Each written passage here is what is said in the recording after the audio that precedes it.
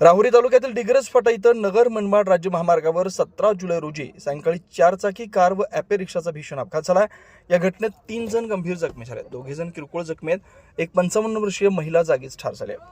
चांगुनाबाई भीमा पवार व त्यांचे पती 17 जुलै 2026 रोजी सायंकाळी 4:45 वाजताच्या दरम्यान ॲपे रिक्षामध्ये बसून राहुरीकडून डिग्रस इथं जात होते.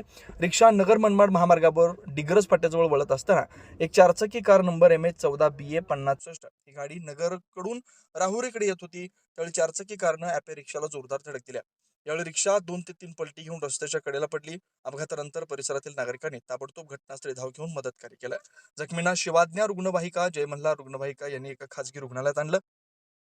या भीषण अपघातात रिक्षामधील चांगुनाबाई भीमा पवार वय 55 वर्ष राहणार डिग्रस तालुका राहुरी या जागीच ठार झाल्यात. तर रिक्षा चालक सीताराम उर्फ ताया सीताराम शिंदे राहणार गोटुंब्याखडा, भीमा बाबुराव पवार राहणार डिग्रस, तसेच 4 चाकी कारमध्ये असलेले दीपक संभाजी हारे, रोहिणी दीपक हारे या पती पत्नीसह त्यांचा मुलगा दक्ष दीपक हारे वय 10 वर्ष, तिघे राहणार लोणी गंभीर जखमी झालेत. त्यांच्यावर राहुरी येथील एका खासगी रुग्णालयात उपचार सुरू आहेत.